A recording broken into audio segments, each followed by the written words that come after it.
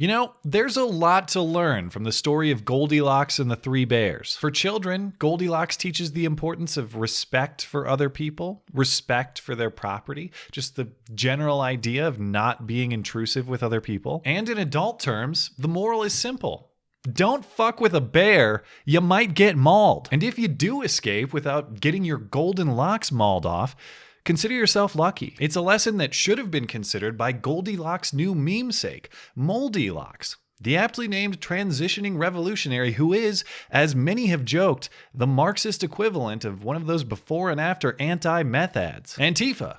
Not even once. Now, I'm sure most of you have seen the viral punching incident from which Moldylocks has drawn her fame. On Saturday, there was a planned Patriots Day rally in support of free speech featuring conservative speakers at a park in downtown Berkeley, California, and predictably, masked anti-fascist agitators responded en masse, not to counter-protest, but to disrupt the event with fireworks, projectiles, and other violent means of ironically suppressing speech they do not like. Amid the chaos, Moldylocks was punched square in the face by alt-right activist Nathan D'Amigo. The event itself was so chaotic, and there are several relevant pieces of information that can be difficult to piece together to try to figure out what led up to the punch and why she was punched, therefore making it difficult to assess who's the aggressor and who's the victim. Now, we could do all the hard work of looking at the evidence and considering all the information, or we could just let the local CBS station tell us. The Berkeley protest victim is how they describe her on the YouTube upload of their interview with her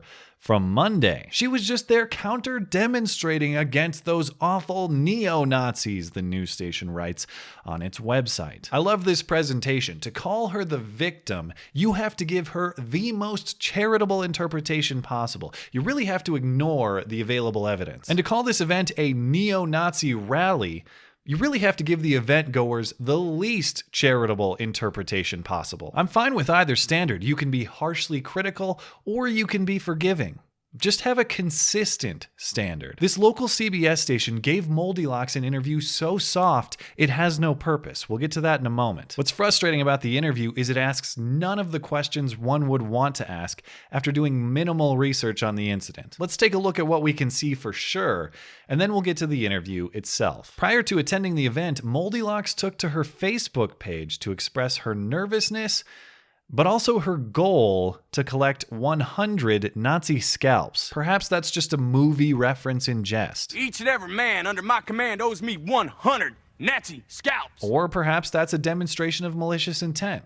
But it's certainly a piece of evidence that prompts curiosity. She showed up to the event in her masked Antifa outfit wearing what appear to be weighted gloves typically associated with hand-to-hand fighting. When independent journalist Tim Pool here asks her about the group's use of explosives, she offers words of justification. So during the fighting, there was about 7 M80s thrown into the crowd from the Antifa side. Do you condemn the throwing of, fireworks at people? Well, the revolution isn't fucking easy. I mean, I got kneed in the face, pepper sprayed in the eye, and some guy tried hitting my head against a rock. And he was wearing a fucking Make America Great Again hat. These people are coming in, and they're trying to take away our rights, and they're passing legislation to take away our rights, and we're here to tell them that that's not fucking okay. They're here trying to posture up and say, oh look, we're so big and powerful, look at our movement, and we're telling them, no, you're not fucking welcome here. Leading up to the famous punch itself, it's difficult to tell exactly what causes the conflict between her and D'Amigo personally. The Antifa group throws a smoke bomb at the rally attendees who get aggressive in response,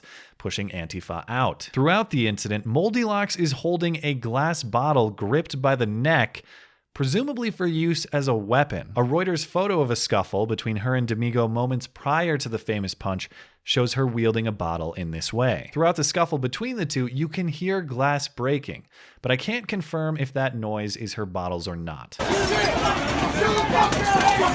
And since I recorded this video, the Ralph Retort has provided additional footage in which Moldylocks describes her coffee and wine shop, which closed sometime in the recent past, a potential source of the wine bottles we observed. We had wine and beer, which you should all come and buy because it's 25% off.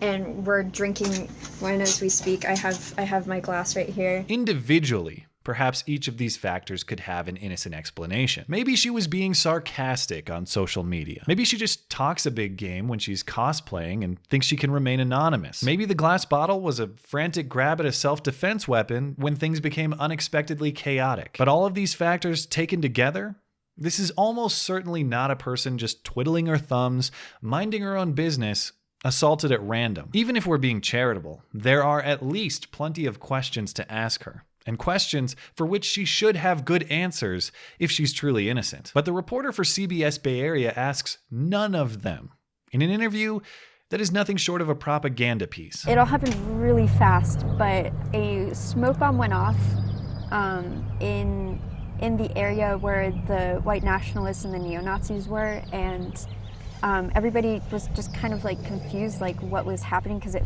filled like the whole intersection. But they took the opportunity and they just started rushing and started attacking people. They took the opportunity to attack. You yourself admit that the smoke bomb is what prompted the conflict. The smoke bomb that came from your group. The revolution isn't easy, and projectiles and explosives are justified, remember? If you break into my home and I subdue you, would you say that I took the opportunity to attack? Or would you say that's self-defense? You broke into the home. You ate the porridge. You slept in the bed, Moldylocks. You and your group are opportunistic for violence. The next thing I remember was like turning around, and from the corner of my eye, I saw like this fist coming at me, and I didn't have any time to like understand and process what was going on. I just like put my arms up to like kind of push him away as much as I could, and he just totally like threw himself into me. It's hard to understand what exactly happened between her and Domingo in detail, but here she makes it sound like it was some momentary surprise, like she was just minding her own business and Domingo's punch was entirely unexpected. We know that's not the case. Prior to the punching, we can see Domingo pursuing her across the street, engaging in an initial scuffle with her. The two get split by the crowd, at which point Domingo goes around the crowd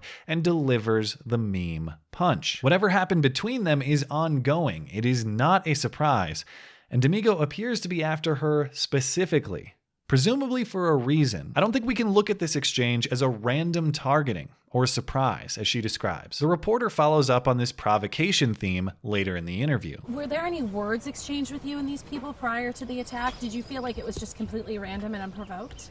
On me, definitely. I think the whole rush was basically unprovoked. I think the smoke bomb happened and they just were kind of like, charge, we're gonna be like some army raid thing, and so they just charged, and I was actually on the sidelines. I was watching, taking pictures. So she was targeted randomly, even though Domingo seems very intent on finding her specifically. And the whole thing was basically unprovoked, except for the spontaneous smoke bomb that provoked it. These are perfectly reasonable premises to this Bay Area reporter, so either spontaneous smoke bombing is a Bay Area cultural tradition to which I was previously unaware, or this reporter is an ideologue with no appetite for the truth. But truth or not, she does have an appetite for the feels. Describe what that was like emotionally.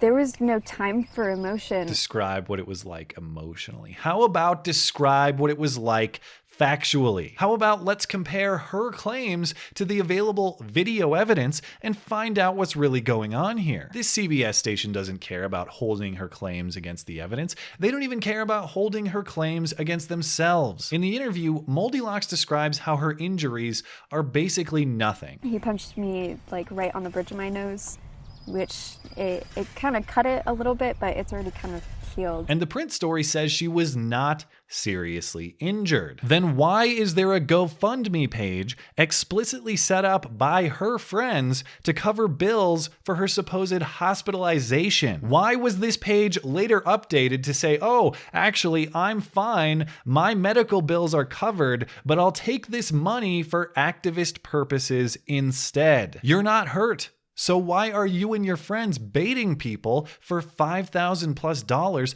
and then switching the purpose for the money? But none of these details matter when you're scrambling and scratching and clawing to make her the victim by any means necessary, or perhaps by any memes necessary. After all, on top of this traumatic incident, the attacks have continued with memes on social media. As my friend Bijou said, when this conflict is over, we need to make sure our meme stockpiles are disarmed safely.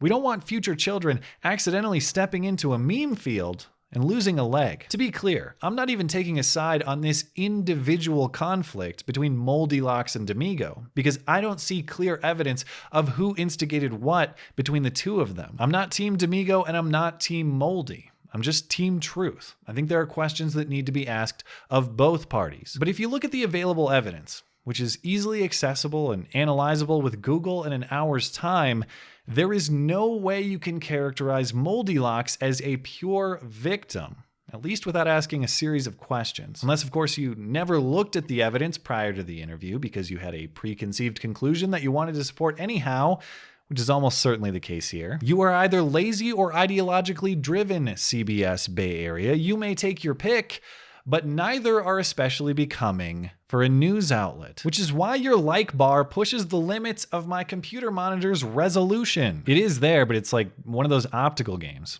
You gotta squint to see it. The revolution isn't easy, but especially not if this is the best propaganda you can generate. Once you're done fighting, ask the Nazis how to do it right. Thanks as always for listening and for supporting this channel. Always appreciate that thoughtful discussion down below, and especially over on Twitter. That is at ML Christiansen. You're always welcome to come hang out and chat in my live streams. Those are linked down in the description. Looking forward to it. Okay, bye.